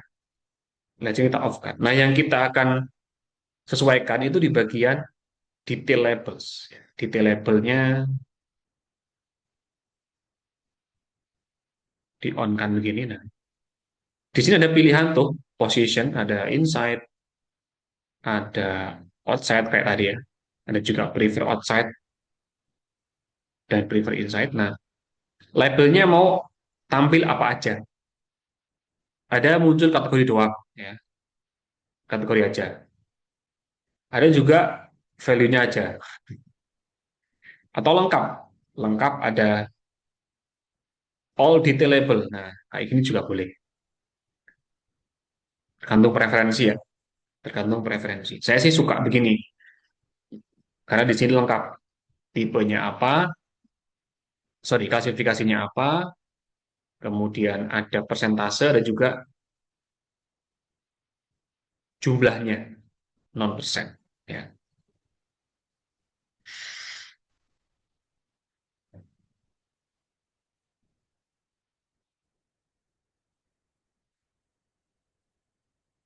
Oke, sampai sini berhasil, teman-teman?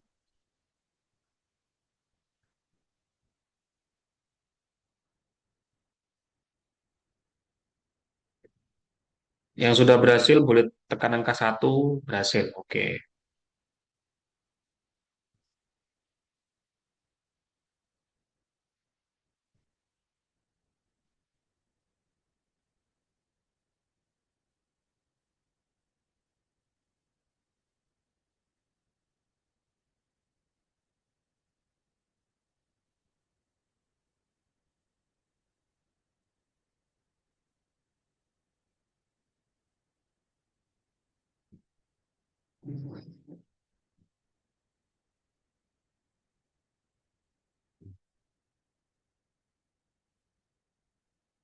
Oke, kita lanjut ya. Teman-teman bikin lagi yang sama, tapi kita pakai data lain. Kita bikin donat chart yang sama, tapi kita pakai data lain. Hmm, ini sudah produk ya. Customer segment boleh sih, customer segment ya. Jadi customer segment, oh enggak, customer segment nanti masuk slicer aja.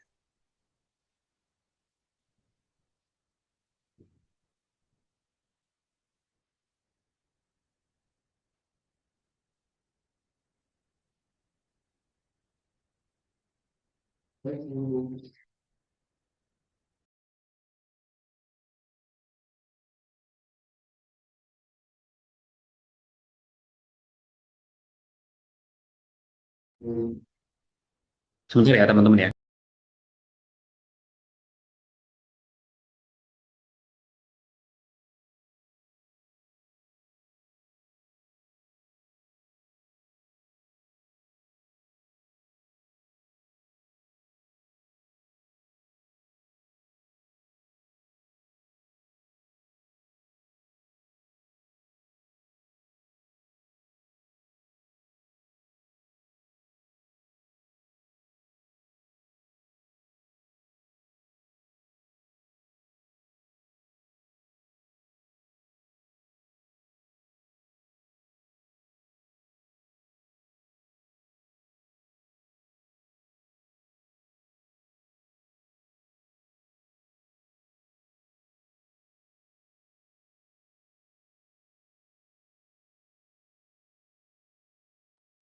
Oke, sorry tadi ada sponsor ya. Kita masukin, bentar. Kalau shift mode ini sama sih. Oh, kalau ini, iya sama sih, shift mode. Order priority aja ya. Kita tambahkan order priority aja. Jadi kita ganti menjadi order priority. Ya, order priority mana? Order priority. Nah, sip. Lanjut ya, teman-teman ya. Kita lanjut membuat chat yang ke selanjutnya. Kita sekarang explore namanya chat ini. Ya, ada namanya ribbon ya, ribbon chat. Silahkan dimasukin. Ribbon ini bisa kita pakai salah satunya untuk melakukan analisa performa. Nah, analisa performa kita bisa.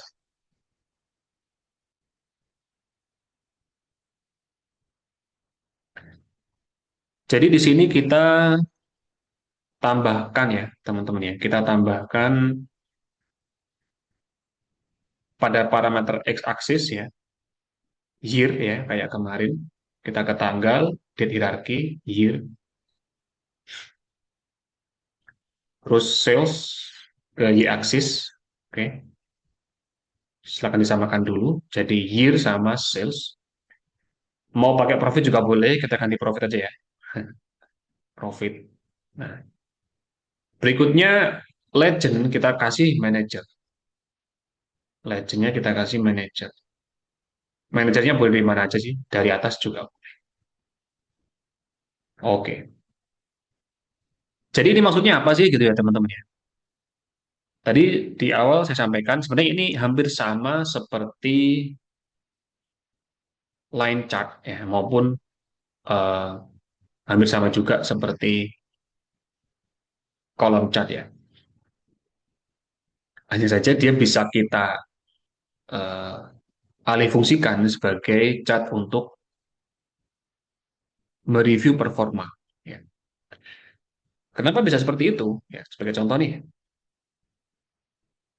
sebagai contoh kita bisa melihat ya bagaimana perjalanan dari si Chris ini ya. Chris di 2010 ya. Terus kalau kita hover ke kanan nanti akan ada ranknya. Di tooltipnya akan ada ranknya. Ranknya dia naik dua rank. dari sebelumnya rank 3 ke rank 1 gitu. Nah, terus ternyata guys turun, kok turun satu rank gitu. Dan ada penjelasan turunnya berapa persen, 0,13%. Nah, ini bagi seorang stakeholder, dia bisa melihat performa dan bahkan membuat strategi. Jadi misalnya untuk mendorong si Sam ya agar naik level, dia bisa membuat semacam kompetisi lah. Ya, Sam, kalau kamu bisa naik ke level 1 atau kamu naik level 3 saja, kita kasih reward. Nah, semacam itu. Bagaimana kita bisa ngasih reward kalau tanpa ada data kan? Nah, dengan ini kita bisa melihat naik turunnya performa, bisa melihat naik turunnya level, sekaligus memberikan apresiasi ya kalau nanti mereka berhasil sesuai target mereka. Sedangkan untuk Chris karena sudah di atas ya. Nah, ini dia nggak bisa ke atas lagi kan, sehingga kita bisa bikin aturan kalau kamu bertahan di peringkat 1 akan kita kasih reward. Begitu dan seterusnya. Kalau yang turun gimana? Nah, yang turun nanti mungkin ada punishment. Punishmentnya nggak usah yang berat-berat ya. Mungkin uh, membantu petugas kebersihan selama seminggu misalnya. Oke, okay. Itu tadi adalah chat untuk tema apa tadi teman-teman? Tema ribbon ya, tema ribbon. Oke. Okay. Untuk yang terakhir, sebenarnya kalau untuk chat ya, mostly sudah kita coba secara fungsi rata-rata sama gitu ya. Untuk terakhir nanti kita taruh sini, kita tambahkan, oke, dari Ivro. Oke, X-nya tahun ya, Y-nya profit ya. X-nya tahun, Y-nya profit. Yang terakhir ini adalah manager. Manager ditaruh di legend. Manager taruh di legend.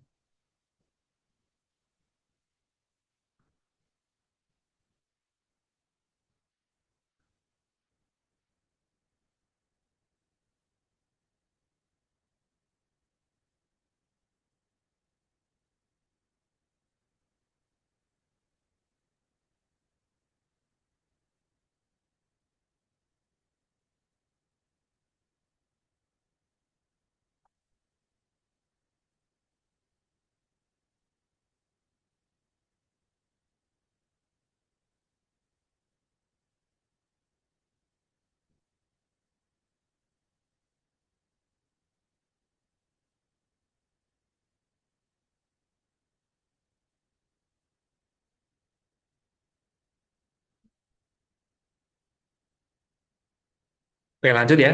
Kita lanjut sekarang kita nambahkan tabel aja. Jadi cat terakhir kita tambahkan tabel.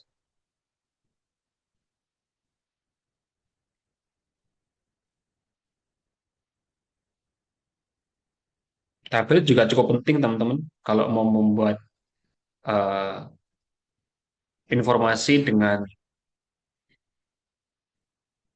ya, informasi yang cukup banyak ya. Jadi semacam review singkat gitu kita bisa menggunakan tabel dan tabel ini gampang makainya. Jadi misalnya kita gini aja ya bikin produk kategori tambah di kolom pertama, terus tambahkan produk subkategori begini. Nah, terus kita bisa menambahkan misalnya eh, persen profit tadi mana ya? Persen profit bisa nggak? Oke, persen profit ya. Jadi untuk melihat persen profit dari tiap produk subkategori ini juga ada slicernya, bisa kita drag.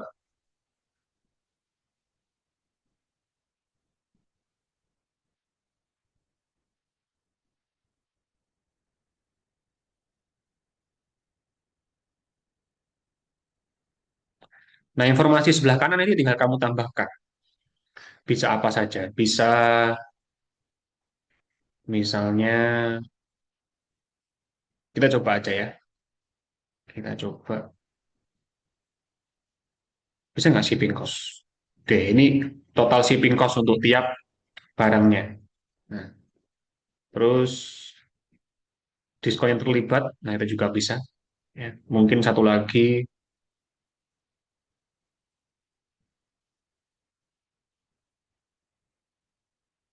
profit aja. Oke, nah jadi kalau mau membuat eh, ringkasan ya istilahnya, ringkasan kita bisa menggunakan bentuk tabel. Dan tabel ini juga setahu saya kita bisa ngasih format kondisional ya. Format kondisional muncul di mana ya kira-kira? Karena memang jarang saya pakai juga. Kayaknya salah elemen. Oke, ini ada background color. Baik. Teman-teman coba dulu atur ya isinya apa saja. Jadi isinya ada produk kategori, produk subkategori, persen profit, shipping cost, sum of discount, sama sum of profit. Ya, coba di adjust dulu. Ini diskonnya agak aneh sih. Dia bentuknya gini. Ya, memang nggak tepat kalau diskon karena nanti sama ada di apa namanya di total ya. Mungkin rata-rata aja untuk yang diskon. Coba diskon,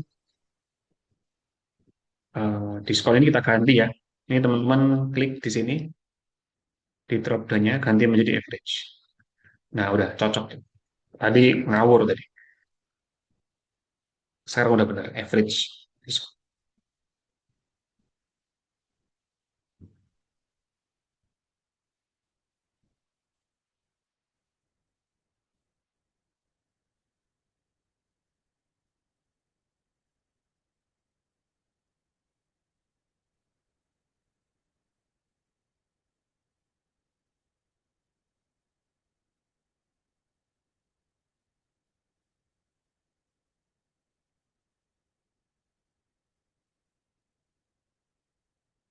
Oke, kalau urutannya sudah benar, kita lanjut ke format kondisional ya. Kita coba menggunakan format kondisional.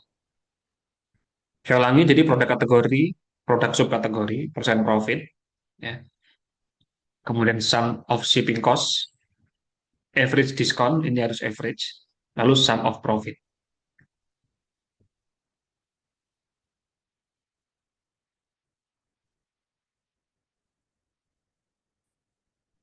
Oke, kita lanjut ke sel elemen ya. Kita coba. Untuk persen profit. Nah, persen profit. Ini coba kita buat background color ya. Kita pakai berapa gamis ya? Oh, on dulu deh. Nah, jadi kita bisa menambahkan rule, formatnya rule aja. Hampir sama kayak kemarin ya. Hampir sama kemarin. Gini aja. Jadi ketika kita mau kasih warna merah nih, apabila dia kurang dari 60% ya. Sehingga ini value kita ganti menjadi lebih dari 0, oke. Kurang dari 60 ya. Ini persen. Kita kasih warna, oke, merah yang ini aja. Nah, ini menandakan, oh sorry, keliru. Lebih kecil dari, udah bener benar.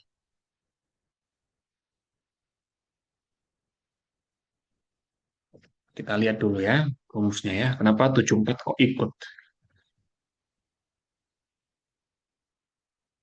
Oh ya ya,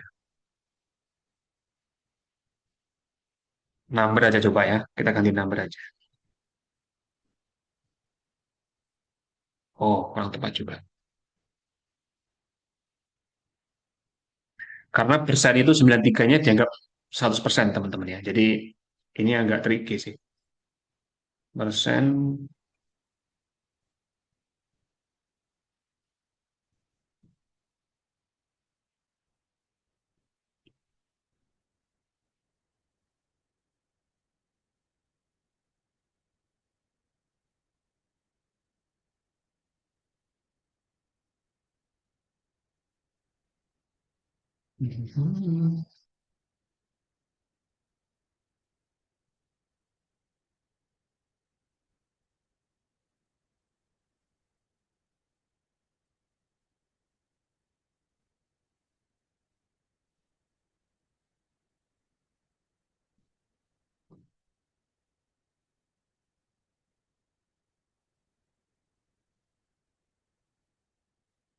Akhirnya harus mengira-ngira ya. Coba 50 aja. 50% merah.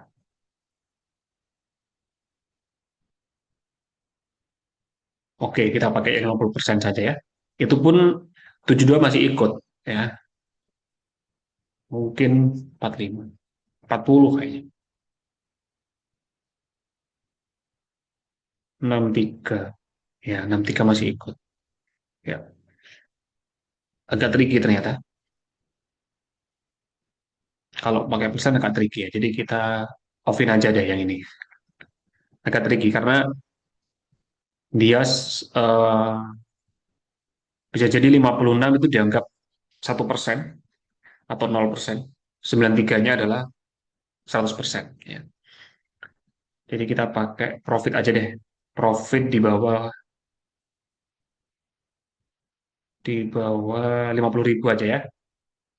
Jadi seriesnya kita ganti menjadi sum of profit. Ya, background colornya, sorry, on dulu. Background colornya kita set up rules.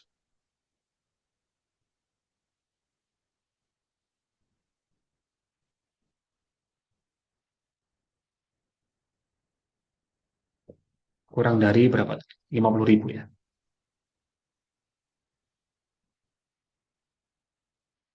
Warnanya merah. Nah, jadi ini sebagai penanda lokasi-lokasi seperti office supplies, label ya. Ini warnanya merah. Artinya setiap ini teman-teman bisa menambahkan conditional formatting ya.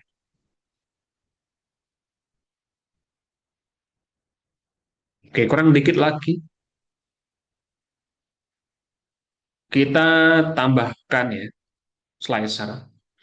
Nah, slicernya ini kita ambil dari sini aja. Ini kita copy semua teman-teman. Ngopinya kayak kita blok seperti di PowerPoint ya. Jadi di blok. Ini tinggal kita Ctrl C gini aja. Slicernya di blok tiga-tiganya. Terus kita ke product analysis, kita paste ke sini. Kalau ada notifikasi begini, di close aja. Ya, di close aja.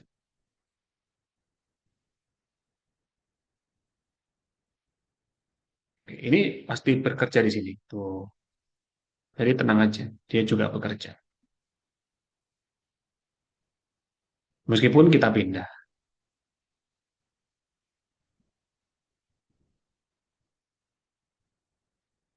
Oke, saya adjust dulu ya biar ada tempat buat card-nya. Kita adjust dikit biar ada tempat buat card.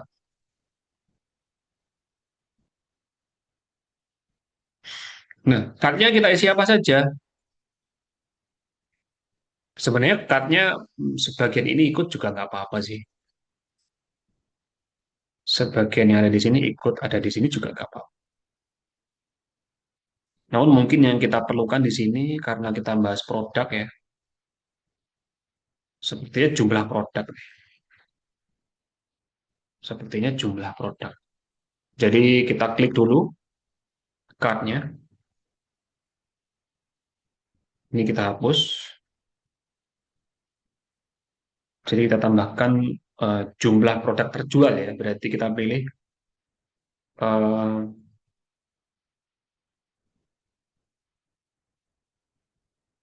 jumlah pesanan sudah sih ya. Jumlah pesanan kita sudah ada di situ di jumlah pesanan baru ini juga termasuk jumlah produk sebenarnya.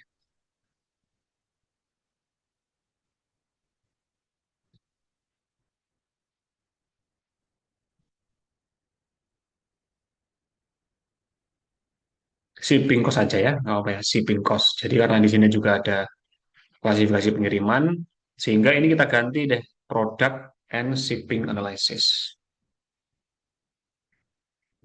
Product and shipping analysis. Jadi shipping cost kita tambahkan ke sini. Mana tadi? Shipping cost. Oke. Kayaknya shipping cost ini harus kita adjust ya. Shipping cost kok begitu? Coba kita ke table view.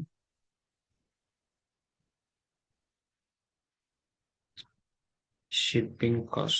Oke, shipping cost-nya ini sudah dua angka di belakang koma sih.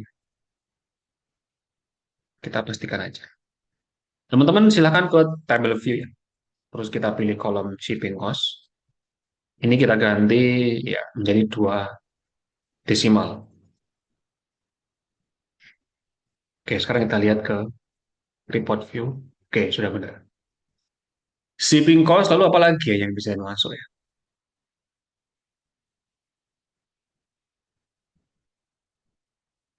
Mungkin waktu pengiriman ya, waktu pengiriman tapi kita rata-ratain. Waktu pengiriman tapi kita bukan sum ya, tapi kita pilih average. Jadi rata-rata waktu pengiriman kita adalah wow, oh keliru. 2 hari ya. Ada 0,3 sehingga hmm,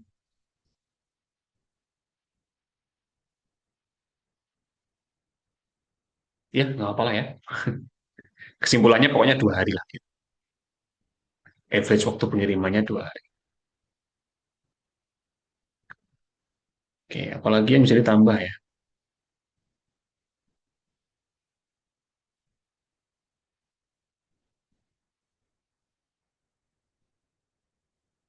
Cukup sih kayaknya itu ya.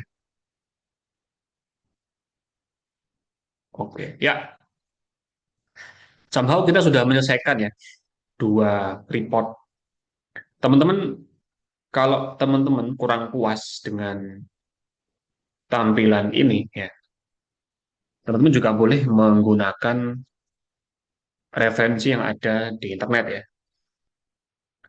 Jadi kalian bisa pakai googling pun nggak apa-apa. Jadi tulis aja misalnya dashboard, eh, data dashboard design ya. Terus kamu pilih images, dan nanti kamu bisa meniru palet warna yang ada di sini. Nah, contoh misalnya ini ada di Magnific ya. Nah, kalau kamu bikin seperti ini nih, jadi warnanya belakang gelap gitu ya. Nah, kita bisa setup di sini. Jadi teman-teman klik di kanvasnya, lalu pilih format your report page. Nah, ini ada kanvas background nih. Kanvas background, kamu bisa ganti warnanya. Transparansinya dikurangin. Nah, jadi gitu. Ya, kalau seperti ini mungkin kita harusnya tadi nggak pakai border warna hitam ya. Bordernya dihilangin saja. Atau diganti dengan gambar. Ya, dengan gambar juga bisa. Tadi kalau kita lihat bentuknya gradasi, mungkin itu adalah gambar ya. Kita cek, saya punya gambar nggak gradasi. Nah, contoh ini, contoh ya. Nah, seperti itu. Jadi ini kalau mau mengganti backgroundnya.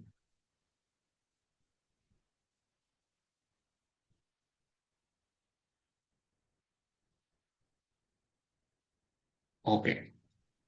Baik, sampai di sini ada pertanyaan, teman-teman semua.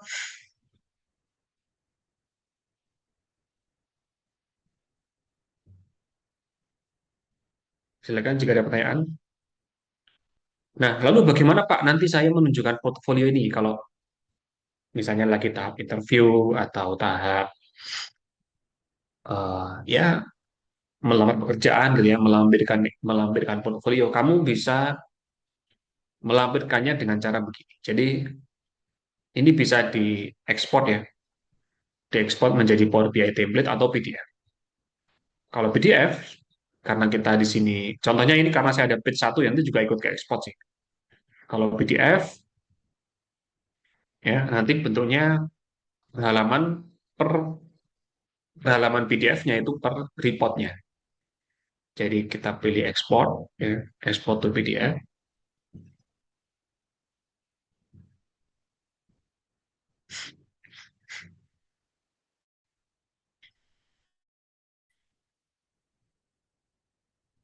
Nah ini sudah ada, udah dapat, langsung bisa lampirkan ke dalam eh, portfolio ataupun lampiran apply pekerjaan ya. Nah, dan teman-teman di dalam folder material itu tidak hanya berisi material saja.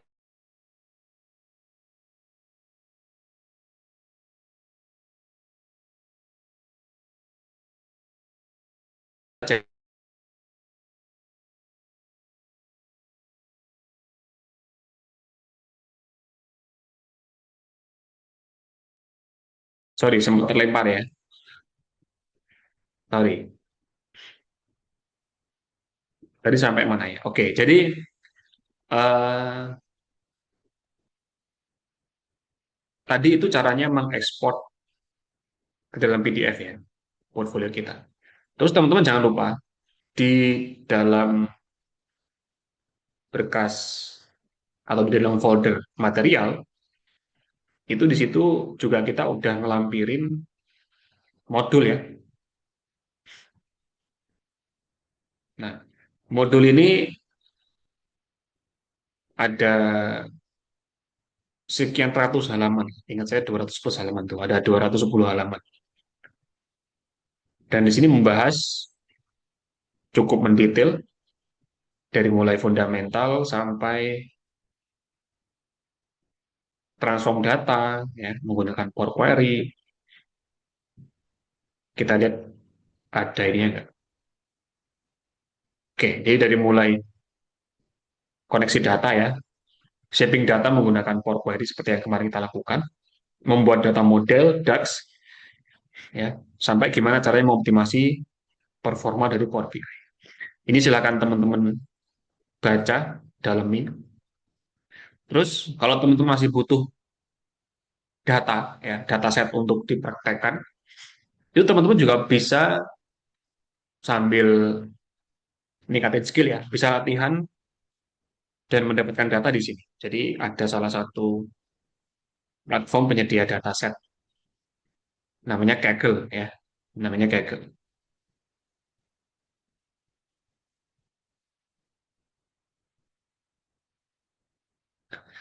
Jadi di sini kamu bisa mengunduh bermacam data ya, tidak hanya dataset numerik, ada juga dataset kualitatif ya. Cuman kalau kamu ingin concern ke Power BI, saran saya harusnya nggak sign in sih. Saya sign in dulu ya.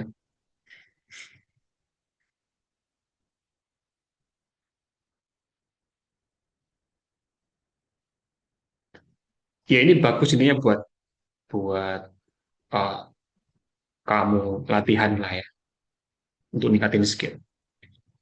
Nah ini di sini kamu tinggal cari setelah login, tulis aja Power BI.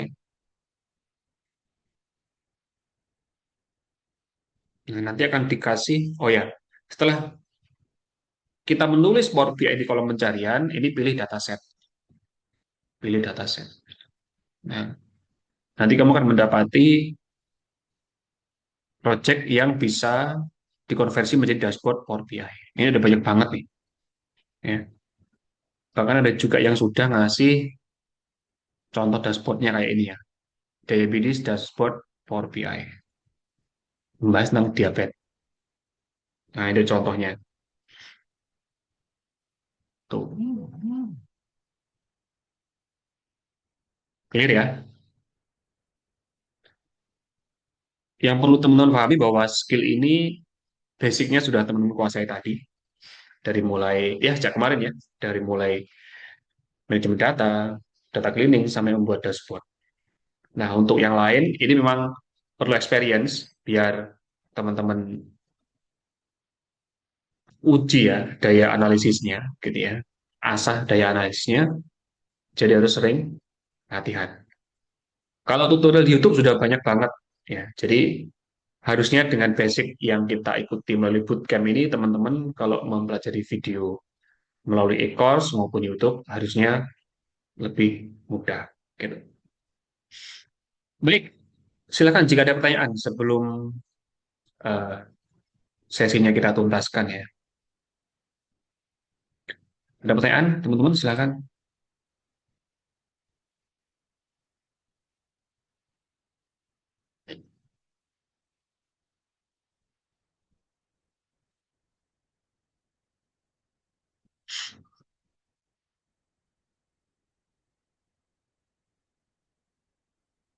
Ada pertanyaan? Amar, Salis, Afifah, Nisa, Anissa B, Aulia.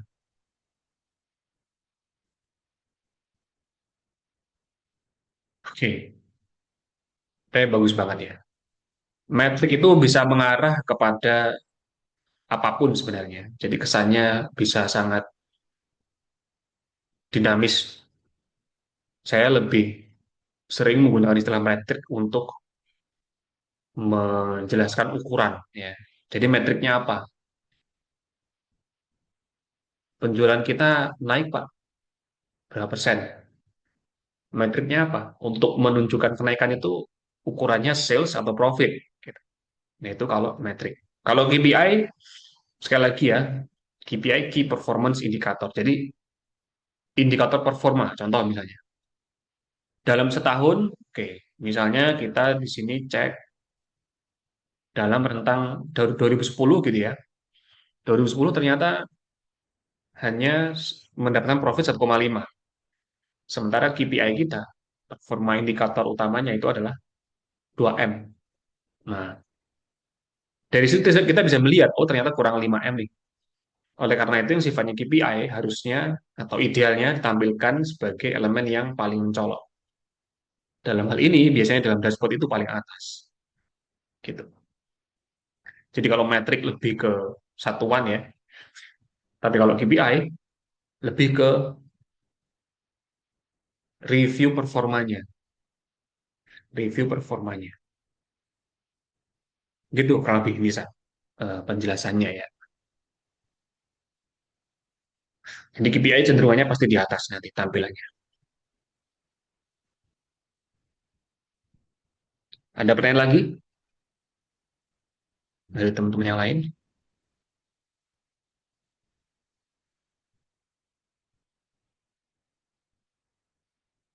Oke, sama-sama.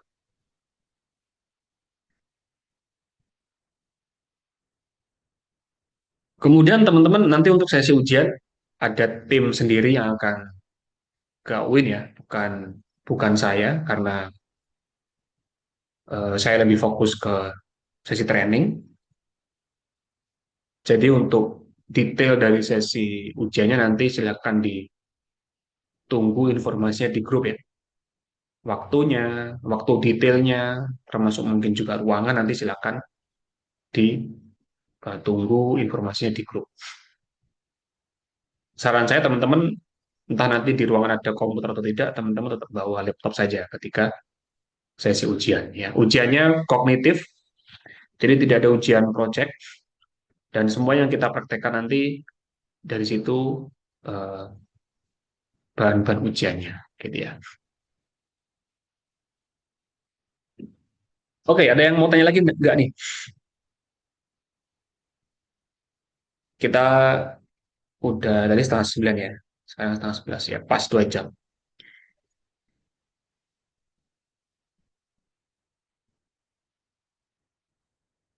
Kognitif ya, jadi soal kognitif, tidak praktek, bukan ujian praktek. Mungkin nanti antara pilihan ganda atau jawaban singkat. Ya, ada platformnya, begitu Afifah.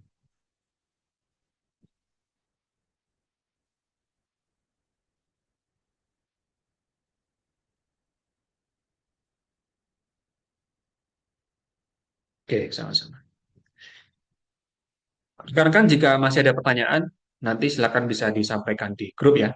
Feel free untuk konsultasi, tanya apapun, tentunya berkaitan dengan business intelligence ataupun berkaitan dengan data. Ya, sekali lagi, skill ini adalah skill salah satu in demand skill, high demand skill. Tapi kalau kalian tidak mengasahnya, teman-teman tidak mengasahnya dengan baik, akan ada potensi teman-teman tertinggal juga dengan mereka yang sudah lebih dulu belajar dan juga lebih sungguh-sungguh belajarnya ya. Jadi rule yang memiliki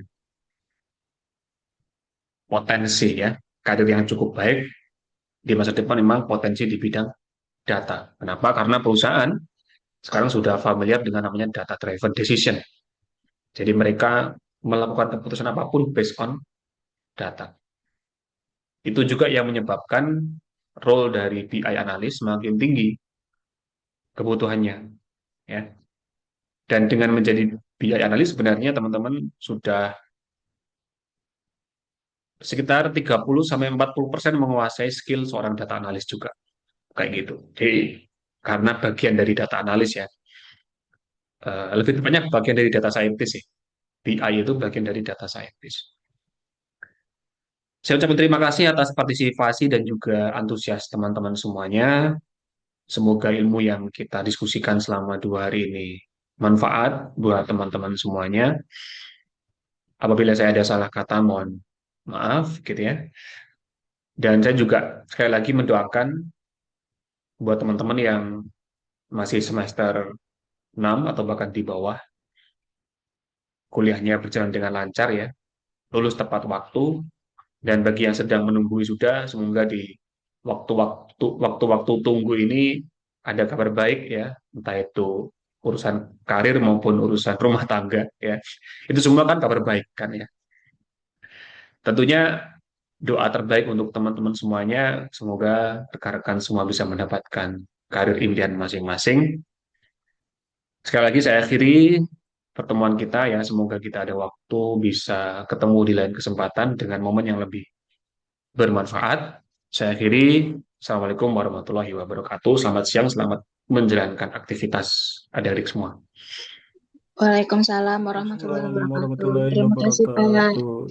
Terima Ya, kasih, Pak. sama-sama semua. Yuk, sama-sama. Nanti ditunggu ya recordnya ya.